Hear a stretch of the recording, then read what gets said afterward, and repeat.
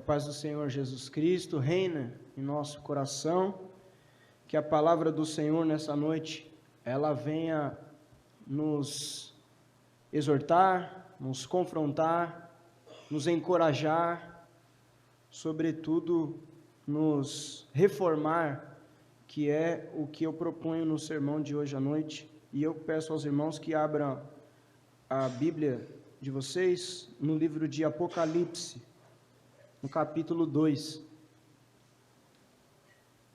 O Apocalipse é um livro que o apóstolo João escreveu, numa revelação de Jesus Cristo, acerca das últimas coisas. E no capítulo 2, Jesus pede ao apóstolo João que ele escreva assim, e eu peço que você acompanhe na sua versão aí da Bíblia. Ao anjo da igreja em Éfeso, escreve: essas coisas diz aquele que conserva na mão direita as 7 estrelas e que anda no meio dos 7 candeeiros de ouro. Conheço as tuas obras, tanto o teu labor como a tua perseverança, e que não podes suportar homens maus, e que puseste à prova os que a si mesmo se declaram apóstolos e não são, e os achaste mentirosos, e tens perseverança, e suportaste provas por causa do meu nome, e não te deixaste esmorecer. Tenho, porém, contra ti, que abandonaste o teu primeiro amor. Lembra-te, pois, de onde caíste, arrepende-te, e volta a praticar as primeiras obras, e senão, venho a ti, e moverei do seu lugar o teu candeeiro, caso não te arrependas. Tens, contudo, a teu favor, que odeias as obras dos nicolaítas, as quais eu também odeio. Quem tem ouvidos, ouça o que o Espírito diz às igrejas. Ao vencedor, dar-lhe-ei que se alimente da árvore da vida, que se encontra no paraíso de Deus. Amém? Irmãos, é sempre necessário a gente reavaliar a prática da nossa fé. E é bom a gente saber que também é necessário a gente sair daqui arrependido, buscando uma vida centrada na palavra de Deus. Um dia desses mesmos, nós lemos o capítulo 3 de Apocalipse. O pastor Lindbergh pregou um sermão há poucos domingos atrás aqui, em Apocalipse capítulo 3, onde ele dizia remanescentes do presente século, né? E ele leu o capítulo 3 de Apocalipse, que é a carta à igreja que estava em Sardes, que era uma cidade ali da Ásia Menor, o que hoje a gente conhece como Turquia. E aqui hoje, no capítulo 2, a gente vê uma carta à igreja que estava em Éfeso, que também era uma cidade da mesma região. Essa igreja, inclusive, ela é bastante famosa no contexto bíblico, né? Você tem a carta de Paulo aos Efésios, você tem lá em Atos dos Apóstolos, numa das viagens de Paulo, ele passando por Éfeso.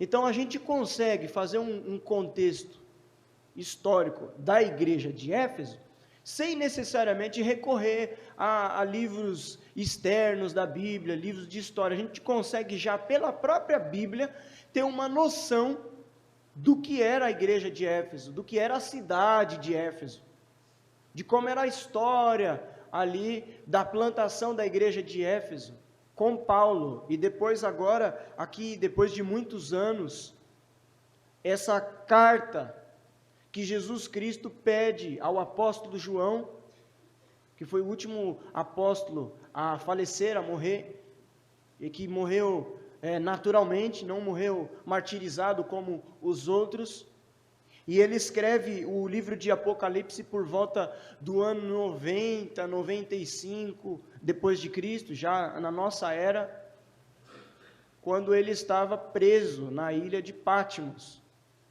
justamente por pregar o Evangelho, por anunciar o Evangelho. Colocaram ele preso, cativo naquela ilha, porque julgavam que ele era louco, maluco. Aquilo que ele falava não procedia, não era possível que ele fosse um homem são no que ele falava.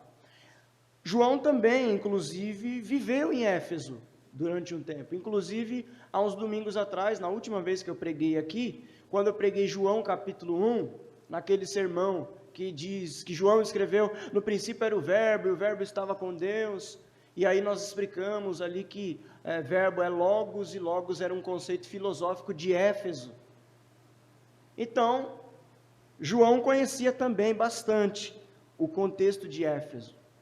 Mas só para nós termos um pouquinho de noção, para a gente não achar que isso aqui é solto, a Bíblia.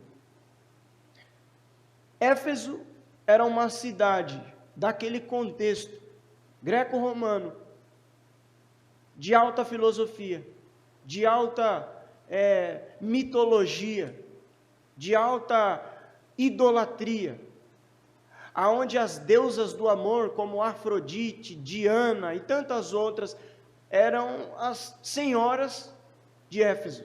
Isso está lá no livro de Atos. O registro de quando Paulo chega na cidade de Éfeso e percebe isso. Então Paulo anuncia o evangelho ali naquela cidade. E aquela cidade, as pessoas daquela cidade, começam a se arrepender dos seus pecados e se entregarem ao evangelho de Jesus Cristo, a novas práticas, a uma mudança de mentalidade. Só que isso, ao decorrer do tempo, traz prejuízos socioeconômicos para aquela cidade, a ponto dos líderes financeiros e religiosos da época se reunirem para discutir a razão pela qual o evangelho estava quebrando financeiramente a cidade de Éfeso. Por quê? Porque a riqueza, a economia de Éfeso era em torno da idolatria da deusa Diana. O templo da deusa Diana era movimentado, as imagens da deusa Diana eram feitas de ouro, então eles compravam, eles adoravam aquela imagem. Agora ninguém mais está indo lá no templo, ofertando no templo, agora ninguém mais está comprando as imagens da deusa Diana. Resumo, está quebrando a cidade. Foi isso que aconteceu quando o evangelho chegou naquela cidade. E essas pessoas, elas entenderam tão bem a mensagem da cruz, elas entenderam tão bem a agenda do evangelho, que elas encarnaram o evangelho na vida delas. Elas começaram a ser generosas, elas começaram a ser graciosas, misericordiosas, adoradoras sinceras de Deus, impactando outras pessoas. Essas são as primeiras obras. O primeiro amor de Éfeso é esse. Depois tem a carta de Paulo aos Efésios, e aí já anos depois da igreja plantada, Paulo reforçando a fé daqueles irmãos, com 6 capítulos, dizendo: irmãos, vocês foram escolhidos por Deus antes mesmo de eu ter chegado aí, vocês foram escolhidos pela graça de Deus, para o louvor de Deus. No último capítulo, no capítulo 6, ele termina dizendo: se armem com a armadura, porque a luta de vocês, ela é espiritual. Eu sei que está difícil aí, lutar contra a cultura de vocês, contra a perseguição que o evangelho causa, mas fica firme, se reveste da armadura, usa o escudo da fé, a palavra que é a espada, calça sandálias com o anúncio das boas novas. Essa é a igreja de Éfeso. Agora essa mesma igreja, no capítulo 2 de Apocalipse, está recebendo uma carta de Jesus, escrita pelo apóstolo João. E aí, nós vamos reler, diante desse contexto da igreja de Éfeso, João escrevendo.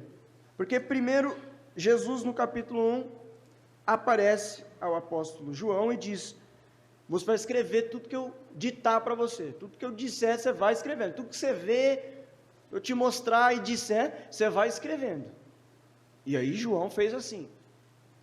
Então tem muito do que João viu que é simbólico, até porque João não conseguia entender, interpretar. Imagine você ser tirado do tempo, ser tirado da terra e ser levado à eternidade, onde todas as coisas acontecem ao mesmo tempo. Tudo, o passado, o presente e o futuro, acontecendo e passando diante dos seus olhos. É por isso que João, em alguns momentos, escreve: eu vi como se fosse um ser. Ele não consegue explicar muito bem o que ele vê. O livro de Apocalipse, ele não é um livro literal, ele não pode ser interpretado literalmente. Apocalipse, inclusive, para nós, na língua portuguesa, o livro traz esse nome de Apocalipse, porque ele é uma leitura apocalíptica, como é o livro de Daniel também. Então existe um certo de interpretação, numa das regras da hermenêutica, de se interpretar literatura apocalíptica. Você não pode interpretar o livro de Apocalipse da mesma forma que você interpretaria, por exemplo, uma carta de Paulo aos Gálatas, ou o livro do Êxodo, ou o livro de Crônicas, que é um livro histórico, ou até mesmo os Salmos, que é um livro poético. Há uma diferença de interpretação na leitura, não se lê tudo de forma igual, e aí é regra gramatical e tudo. Há uma diferença no texto. É como se hoje, para nós aqui, você tem um jeito de ler prosa, poema, poesia, redação, narrativa. Existe essa diferença. Então, você vai ver alguns símbolos aqui que nós vamos precisar interpretar. Então, por isso que é um livro, inclusive, muito difícil de se ler.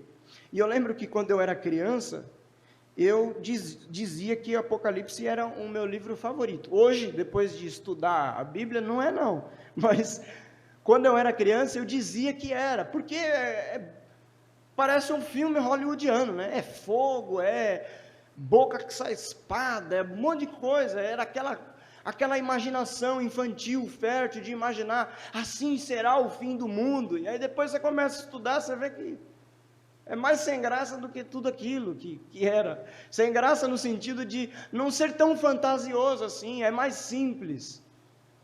É mais simples do que a gente imagina. Então a gente vai ler aqui o capítulo 2, Jesus pede a João: ao anjo da igreja em Éfeso, escreve. Anjo não era um ser celestial, com asas, com auréola, que andava sobrevoando a igreja de Éfeso. A palavra anjo é mensageiro. Ao pastor da igreja de Éfeso, diga essas coisas. Ele não está dizendo, existe um anjo sobre cada igreja. Não, existe um anjo em cada igreja. Anjo é mensageiro, aquele que traz a mensagem do Senhor. E existem os anjos celestiais, mensageiros do céu, e existem anjos enquanto mensageiro do Senhor, enquanto pessoa. A palavra anjo significa mensageiro. E aqui ele está dizendo, ao pastor, ao mensageiro que está cuidando da igreja de Éfeso, você diz para ele assim: essas coisas diz aquele que conserva na mão direita as 7 estrelas e que anda no meio dos 7 candeeiros de ouro. Em outras palavras, essas coisas diz Jesus Cristo. Júnior, o que é essas 7 estrelas que estão na mão direita, esses 7 candeeiros?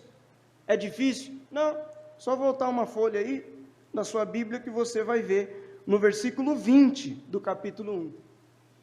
Ele já revela esse mistério. Você não precisa fazer um curso de teologia para descobrir o que é isso. Está na própria Bíblia, no versículo 20, quando ele diz: quanto ao mistério das 7 estrelas que viste na minha mão direita e os 7 candeeiros de ouro, as 7 estrelas são os anjos das 7 igrejas e os 7 candeeiros são as 7 igrejas. Olha como é simples. Ele está querendo dizer, essas coisas diz aquele que tem na palma das suas mãos o governo da igreja. Cristo, que é o cabeça da igreja. Essas coisas diz Jesus Cristo, que é o Senhor da igreja, que carrega nas suas mãos os anjos da igreja, os mensageiros da igreja e as próprias igrejas. Versículo 2, olha o que Jesus está dizendo para a igreja de Éfeso: eu conheço as tuas obras, tanto o teu labor como a tua perseverança, e que não podes suportar homens maus, e que puseste à prova os que a si mesmos se declaram apóstolos e não são, e os achaste mentirosos, e tens perseverança e suportastes provas por causa do meu nome, e não te deixaste esmurecer.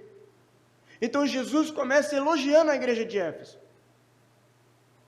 Eu conheço as tuas obras, eu aprovo o que vocês têm feito, vocês têm doutrinariamente expulsado muito picareta do meio da igreja, vocês têm expulsado do seio da igreja muita gente que se diz apóstolo, muita gente que se diz enviado de Deus e não é enviado de Deus. Outra tradução também, porque a palavra apóstolo em grego, traduzindo para nós, significa enviado. Então ele está dizendo, tem gente que está dizendo aí que foi enviado por Deus para doutrinar vocês, para ensinar vocês, e vocês, pelo muito conhecimento doutrinário de vocês, têm expulsado estes do meio da igreja. Eu conheço isso, eu admiro isso, igreja de Éfeso. No versículo 4, Jesus diz, eu tenho, porém, contra ti, que abandonaste o teu primeiro amor. Enquanto ele elogia e destaca um ponto da igreja de Éfeso, ele diz, a balança está desequilibrada. Porque enquanto vocês estão expulsando gente que se diz enviada no meio de vocês, enquanto a ortodoxia de vocês, a doutrina de vocês tem sido respeitada e admirada, eu não estou vendo mais aquele amor. Vocês não estão mais praticando as primeiras obras. Aquelas obras lá que eu citei agora há pouco, que mudou a estrutura de uma cidade. Aquelas obras lá que ressignificou a vida de um monte de gente. Ele está dizendo, vocês se perderam, igreja de Éfeso. Eu conheço vocês, eu tenho visto vocês. Vocês se perderam, igreja. Ele diz no versículo 5, lembra-te, pois, de onde caíste, arrependa-te e volta a praticar as primeiras obras. É por isso que eu coloquei o nome do sermão de volta ao que era. Porque Jesus está dizendo para a igreja aqui, e essas 7 igrejas, representadas aqui no Apocalipse, elas servem como sinais para todas as igrejas, em todas as eras, em todos os cantos do mundo. O número 7, simbolicamente, na Bíblia e na literatura apocalíptica, significa perfeição. Então é como se ele está dizendo, o corpo todo da igreja, o corpo pleno da igreja, as 7 igrejas. Então, é para a igreja de Éfeso, mas serve para a igreja de Vila Eutália. Porque é o mesmo Deus que continua com os anjos e os candeeiros na mão. É o mesmo cabeça, é o mesmo governo, é a mesma palavra. E ele está dizendo, eu conheço as suas obras. A sua doutrina é admirável, é respeitada.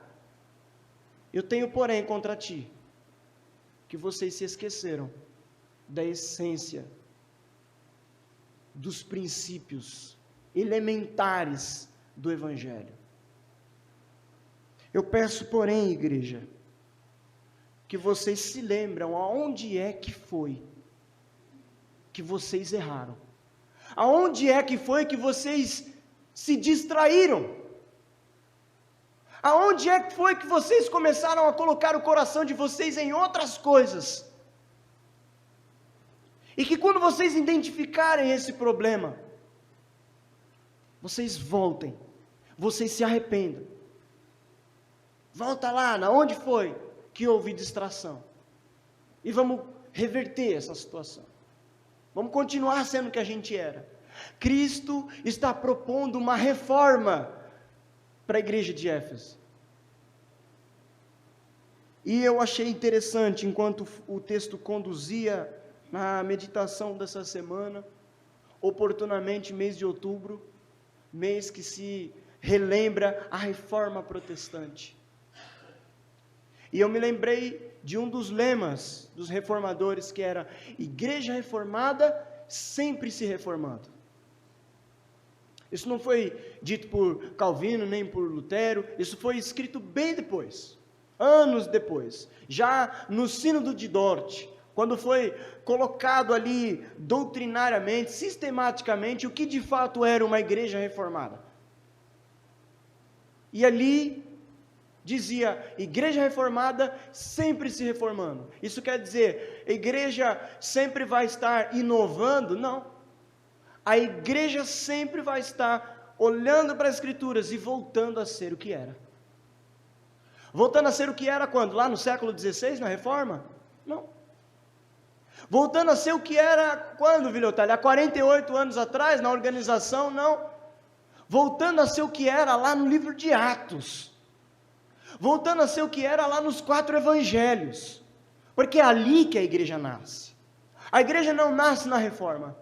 A igreja não nasce há 48 anos atrás. O erro nosso é estar viciado com as nossas tradições cômodas, com as nossas teologias, que assumimos às vezes posturas idólatras diante delas, que parece que a igreja é isso, nasceu ali e isso é ser igreja. Quando às vezes a gente olha para a palavra e vê essa balança desequilibrada, como estava a igreja de Éfeso. Num ponto se destaca, maravilha, mas num outro ponto, o Senhor se sente ofendido. O Senhor está contra nós. Ele disse aqui, tenho contra ti. E aí ele continua dizendo no versículo 5, quando ele diz, volta e pratica as primeiras obras, senão eu venho a ti e moverei do seu lugar o seu candeeiro, caso não se arrependa. O candeeiro, irmãos, não é nem simbólico aqui. Pensa que nós estamos falando do primeiro século, não existia energia elétrica, não existia lâmpada, não tinha fita de LED. A luz era na vela, no candelabro. O que Jesus está dizendo é, eu vou apagar a luz de vocês. Em outras palavras, nós vamos fechar essa igreja. Olha como é duro. E aqui não é o apóstolo João que está exortando. É Jesus Cristo, o Senhor da igreja. Quer alguém com mais autoridade para falar com a igreja? Ele está dizendo isso para o pastor da igreja, para o anjo da igreja. Está dizendo, olha, eu tenho visto, doutrina, maravilha. Agora, a prática, o amor, eu estou contra vocês. Eu não aprovo. Ortodoxia maravilhosa, ortopraxia feio. Se não voltar, se não se arrepender, nós vamos fechar as portas. Afirmação forte. Palavra dura de Jesus. Ele está dizendo assim, não está servindo de nada. Fecha, apaga a luz, apaga o candeeiro. Acabou o esplendor da igreja. Não serve mais para nada, porque vocês não estão mais fazendo diferença em Éfeso. Vocês faziam diferença. E é por isso que eu estou pedindo para vocês, volta para lá. Para aquele lugar que vocês estavam. Para aquela realidade que vocês viviam. Vocês se perderam, igreja. Acorda. É isso que Jesus está dizendo para a igreja de Éfeso. E é isso que Jesus está dizendo para a igreja de Vila Eutália nessa noite.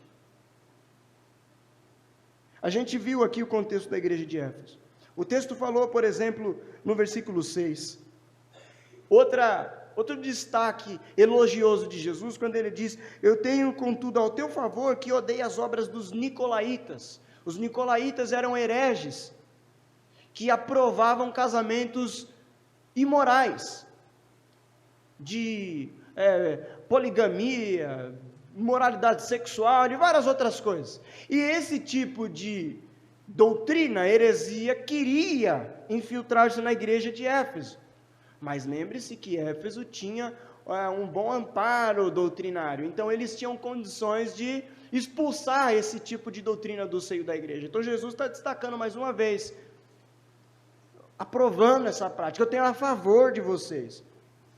Porém, se não voltar, se não se arrepender, perdeu a utilidade. Então, fechando O primeiro ponto, a gente poderia dizer que a igreja ela pode viver uma doutrina maravilhosa, uma firmeza doutrinária. Mas ela pode ser uma firmeza doutrinária fria, sem paixão, sem fervor. É doutrina com fim em si mesma. Ela está pensando só nela. Ela não está preservando, veja bem, essa invasão de heresias dentro da igreja por causa simplesmente do amor a Deus e da adoração e de princípios litúrgicos. Ela está simplesmente querendo purificar o funcionamento interno da igreja. Ela não está preocupada do que está acontecendo da porta para fora. Já não interessa mais o que está acontecendo lá fora. Acontece que o que importa é aqui dentro. E se qualquer coisa que entrar aqui dentro estiver atrapalhando, nós vamos expulsar. O mundo lá fora podia estar explodindo. E é isso que Jesus está dizendo, não. Se está pegando fogo, nós vamos lá apagar fogo. Vocês são sal da terra e luz do mundo. Vocês não foram chamados para ficar trancafiados dentro de um lugar. Vocês foram chamados para fazer a diferença. É isso que eu tenho contra ti, Efésios. Que vocês não têm praticado o amor. Que vocês não têm vivido esse esplendor da luz do mundo, que é Jesus. Se arrependa, volta. Então essa firmeza doutrinária, ela pode ser perigosa às vezes, ela pode ser fria, sem paixão, ela pode ter um fim em nós mesmos aqui dentro, e aí a gente precisa reformar, porque a igreja reformada, sempre reformando. A reforma da igreja, ela não nasceu inicialmente como um evento pontual. Ela não nasce como uma ideia de inovação e contextualização. Ela nasce como um movimento de retorno à igreja original, ao projeto original de Deus para a igreja na terra. Não era uma ideia nova, era uma ideia velha, antiga. É a mesma ideia de sempre. É a ideia de abrir a Escritura e ver, nós estamos fazendo errado. Olha só, os reformadores levaram a Bíblia como autoridade, palavra de Deus, diante dos anjos da igreja. As autoridades da igreja disseram, é bom a gente voltar, a gente não está fazendo muito certo. Aqui está dizendo uma coisa e a gente está fazendo outra. Essa foi a reforma protestante. Não é uma ideia de dividir a igreja. Não é uma ideia de começar uma nova religião, mas é de consagrar, purificar, reformar a igreja de Jesus Cristo. E o nome reforma é mais no sentido de processo de reforma, de restaurar, de reparar. Não é uma reforma de ampliação, como às vezes a gente faz, que muda todos os cômodos da casa, e parece uma nova casa. Não, ali era só para reparar a mesma casa. Pintar tudo de novo, que a pintura estava descascando. O piso já precisava de um verniz, ele já não estava mais com aquele brilho. A lâmpada já estava mais fraca.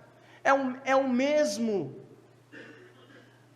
edifício, é o mesmo recinto. E aqui eu não estou falando dessa construção, mas da casa de Deus enquanto corpo de Cristo, templo do Espírito Santo, que somos nós reunidos, que precisamos dessa reforma do Espírito Santo em nós. A reforma protestante do dia 31, agora, ela não pode ser simplesmente um momento de celebração e lembrança do que foi feito lá atrás. Porque lá era o século XVI, e tinham as necessidades do seu tempo. Agora é o século 21 e nós não estamos lutando contra as necessidades e os problemas do nosso tempo. A gente quer continuar olhando para o século 16, mantendo os mesmos princípios culturais, litúrgicos, e seja lá o que for, do século 16, de um século passado num contexto totalmente outro do nosso. Nós estamos falando de Alemanha, França, Suíça, nós estamos num país tropical no século 21. Mas a essência do Evangelho, a palavra de Deus, como diz a Bíblia, passarão séculos, céus e terra, ela não muda. É por isso que Jesus está dizendo, vocês se perderam, vocês esqueceram do essencial, do DNA da igreja. Reforma, volta ao que era. Eu tenho contra vocês isso. Lembra onde foi que vocês se distraíram e volta. Então, outro ponto é isso, que Jesus, ele reconhece, ele destaca o zelo doutrinário da igreja de Éfeso, mas não é só isso, faltava ação, como povo de Deus, como uma igreja que está efetivamente comprometida com aquilo que Deus está fazendo na criação. O que é que Deus está fazendo na criação? Pensa nos pilares da palavra, da criação, da queda, da redenção e da restauração de todas as coisas. A criação já foi, a queda já foi, a redenção já nos veio em Cristo Jesus. Estamos na última hora, a hora em que caminhamos para a restauração de todas as coisas, a consumação, quando Cristo vem. Nós precisamos assumir esse compromisso, a igreja é chamada para assumir esse compromisso, essa missão de embaixadores do reino de Deus, de reconciliação do homem perdido, da mulher perdida, de declarar que a salvação é Cristo Jesus, e não a loucura deste mundo, e só a cruz salva, é só o Evangelho de Jesus Cristo, e essa é a nossa missão, essa é a palavra que nós portamos, que nós devemos declarar. A igreja precisa estar efetivamente comprometida com isso, e não simplesmente com a sua agenda interna, que era o que estava acontecendo com Éfeso. Era impecável, a agenda interna, a doutrina impecável, mas não praticava o amor. Eu estou contra vocês, nisso não contem comigo, é isso que Jesus está dizendo. E se vocês não se arrependerem, igreja de Éfeso, eu vou apagar as luzes, eu vou fechar as portas, eu não preciso mais de vocês, eu não vou poder mais contar com vocês, porque vocês perderam o DNA da igreja, vocês perderam um compromisso primordial e essencial com a palavra de Deus, vocês estão comprometidos com vocês, com a reputação de vocês, com a imagem de vocês, e não com a minha obra, com a minha missão. Então, eu retomo, eu tiro o candeeiro de vocês. O primeiro amor, quem já passou aqui pelo processo de estar apaixonado e depois se tornar amor para alguém, ou de alguém, ou amar alguém, sabe que quando você está apaixonado, esse primeiro amor, ele é vibrante, ele tem entusiasmo. Você não aguenta ficar 5 minutos sem ver, sem falar, sem se preocupar, sem querer agradar, sem querer sorrir. Você prefere ter paz do que ter razão. Isso é paixão. O amor já é um pouco mais maduro, já é mais sólido. E quando Jesus usa essa linguagem, eu tenho contra ti que vocês perderam o primeiro amor, ele está dizendo isso, vocês perderam aquele entusiasmo, aquele fervor, aquela vontade, aquela satisfação em agradar o Senhor. E aqui, irmãos, nós estamos falando para uma igreja, mas nós podemos também agora pensar na espiritualidade individual de cada um aqui, porque somos nós que somos a igreja. Se a igreja de Éfeso perdeu o primeiro amor, faz as contas comigo, significa que as pessoas que estavam em Éfeso tinham perdido o primeiro amor, que as pessoas que faziam parte da igreja de Éfeso estavam sem entusiasmo, sem fervor, sem prazer, sem paixão, sem encantamento. Não havia mais preocupação em agradar a Deus. O coração não batia mais forte. Ou como diria os discípulos no caminho de Emaús, o coração não ardia enquanto as escrituras eram expostas diante dos olhos deles. Não acontecia nada. Frieza espiritual, ceticismo, apáticos. Não havia um movimento, uma expressão corporal nenhuma, nem positiva nem negativa. E Jesus está contra isso. E Jesus está repreendendo essa igreja de Éfeso. E quando ele diz, arrependam-se, o Evangelho sempre disse, arrependam-se. Não era uma palavra nova, ou seja, Jesus Cristo está chamando a igreja de Éfeso e a igreja de hoje em dia para voltar a ser o que ela deveria sempre ter sido. A igreja evangélica, a igreja evangelical de Jesus Cristo, não a igreja evangélica no sentido denominacional, distinto e sociológico, mas de princípio evangélico, de perseverar na doutrina dos apóstolos, como está escrito lá em Atos 2. Essa é a igreja de Jesus Cristo, a igreja que se arrepende. Não é uma igreja altiva, prepotente, que se julga madura, mas é uma igreja que se arrepende e vê direção e resposta em Cristo Jesus. A gente não pode confundir uma instituição ativa com uma igreja atuante. A gente não pode confundir uma instituição ativa com uma igreja atuante. Enquanto instituição, Éfeso funcionava muito bem.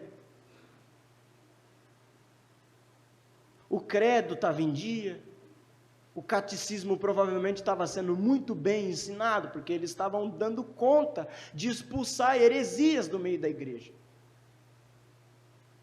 Talvez alta frequência na escola bíblica dominical da igreja de Éfeso. Talvez as contas estavam pagas, estavam em dia. Talvez os relatórios eram impecáveis. A instituição estava muito bem, obrigado. Mas, enquanto igreja, Jesus estava dizendo, vocês não são igreja. Pode ser uma instituição ativa, está funcionando. Inclusive, agradeço vocês por estar expulsando o lobo do meio das ovelhas. Mas o DNA, a vocação de vocês, a missão de vocês não estão executando. Arrependam-se, porque senão nós vamos ter que baixar as portas. Volta a ser o que era lá atrás, igreja de Éfeso. Volta a ser o que era lá atrás, igreja brasileira. Mas o histórico da igreja brasileira não é boa. Não, a igreja brasileira, na verdade, ela não é uma denominação. A igreja de Jesus Cristo. Percebe que o texto não chama a igreja de Éfeso, a igreja em Éfeso. A igreja de Jesus Cristo está em Éfeso, assim como a igreja de Jesus Cristo está no Brasil. Não existe a igreja brasileira, a igreja americana, a igreja japonesa. Existe a igreja no Japão, a igreja nos Estados Unidos e a igreja no Brasil. Igreja em Éfeso. Nós estamos nesse mundo, nós estamos nessa cidade, ou seja, nós temos uma missão local. Nós temos uma missão local. O último ponto é o que está no versículo 7. Quem tem ouvidos, ouça o que o Espírito diz às igrejas. Ao vencedor, dar-lhe-ei que se alimente da árvore da vida, que se encontra no paraíso de Deus. Essa é a recompensa da igreja. Essa é a verdadeira recompensa da humanidade. Lembra de Gênesis, capítulo 1, 2 e 3, que descreve a criação até a queda. E ali naquela narrativa, diz que existia uma árvore chamada árvore da vida, e que a humanidade tinha direito de desfrutar dessa árvore. Mas existia uma outra árvore, que se chamava do conhecimento do bem e do mal, que foi a árvore que interessou os olhos da humanidade, que nos conduziu à queda, à perdição, quando fomos encantados pela beleza do seu fruto. Nós trocamos a graça, a beleza de caminhar com o Senhor, de comer do teu fruto, de ter comunhão, relação, intimidade com Ele, para sermos nossos próprios deuses, para caminhar segundo os nossos caprichos e as nossas vaidades. E aí vem um arrependimento proposto pelo Evangelho, dizendo: volta para trás, converte o teu coração, arrependa-se dessa tua rebeldia contra o Senhor. E agora esse mesmo enredo está sendo dito para a igreja, dizendo: vocês se envaideceram, vocês se perderam, vocês se encantaram com tentações, se arrependa. Ao vencedor, ao que chegar até o final, ao que for fiel, eu darei o direito de comer da árvore da vida. Ele não está propondo aqui uma inovação, um novo prêmio. Ele só está chamando a gente a sermos de volta ao que a gente era. Ao que a gente era enquanto ser humano. Lá na criação, no paraíso, porque é isso que ele está dizendo. Se alimente da árvore da vida que se encontra no paraíso de Deus. É de volta ao que era enquanto igreja, é de volta ao que era enquanto seres humanos, porque a igreja, ela é composta por seres humanos que se arrependem dos seus pecados, e que veem em Cristo Jesus salvação e direção para a sua vida. O resultado da fidelidade da igreja são os benefícios da união com Cristo. Nós vamos orar agora, irmãos, encerrando. Mas nós vamos orar ouvindo. Na verdade, não só ouvindo, mas cantando junto com os nossos irmãos. A música que se chama Renova-me, que nós conhecemos. E que depois de nós ouvirmos essa palavra, de nós atentamente prestarmos atenção naquilo que Jesus Cristo nos disse nessa noite. Lembre-se que não é o Júnior que simplesmente fala aqui nesse púlpito, mas é a palavra de Deus aberta e exposta. Essa palavra nesta noite nos propõe reforma espiritual, reforma vocacional enquanto igreja, reforma missional. Então, não simplesmente ouça essa canção, isso não é uma apresentação, é um momento de juntos, como igreja, clamarmos ao Senhor: renova-nos, ó Deus, renova a igreja de Vila Eutália, renova eu enquanto pessoa, porque tudo que há dentro de mim necessita ser mudado, Senhor. Porque tudo que há dentro de mim necessita mais de Ti. Cante, igreja, cante junto com os nossos irmãos.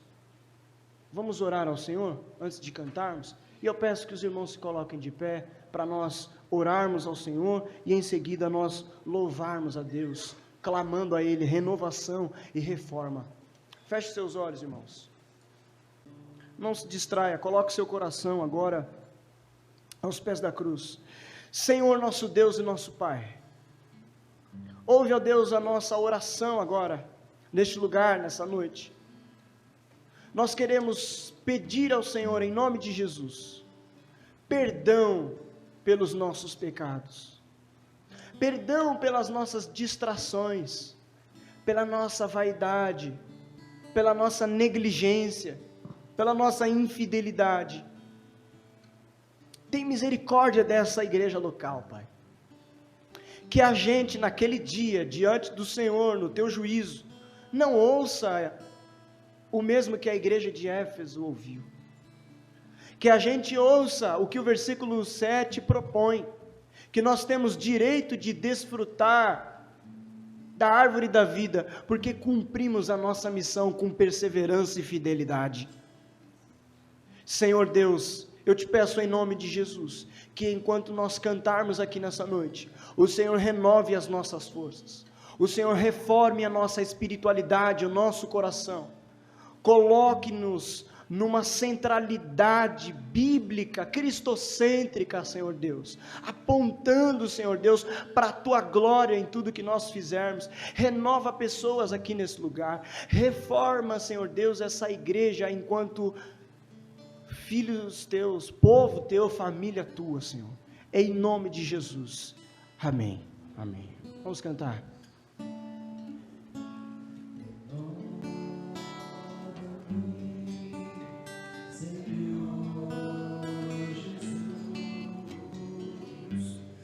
Já não quero ser igual.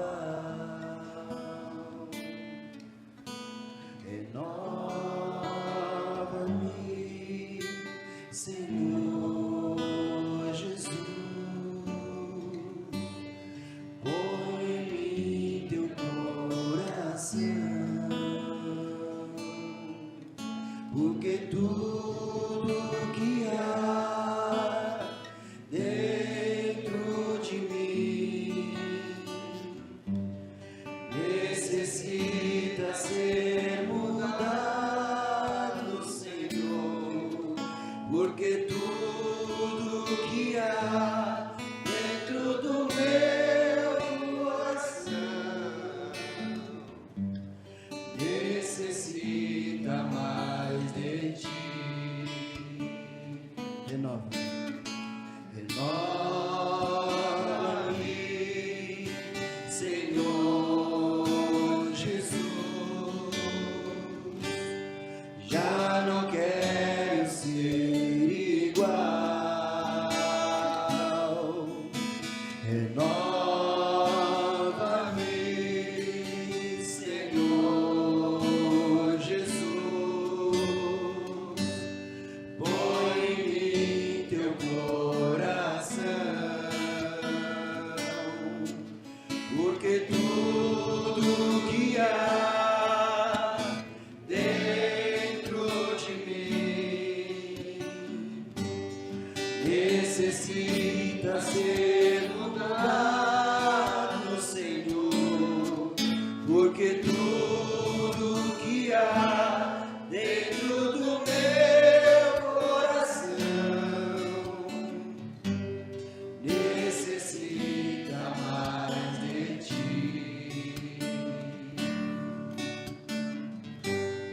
Necessita mais de ti.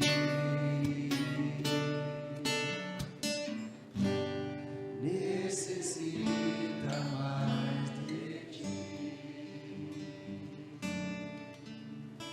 Baixe sua cabeça e cante assim. Porque tudo que há dentro de mim necessita ser mudado, Senhor, porque tudo que há dentro do meu coração necessita mais de ti.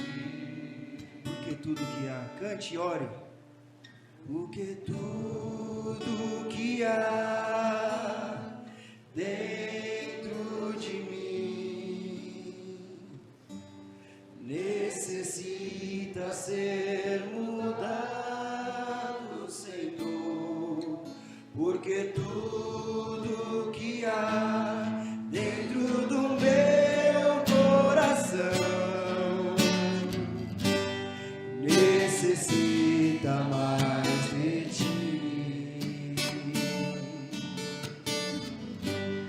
necessita mais de ti. Necessita mais de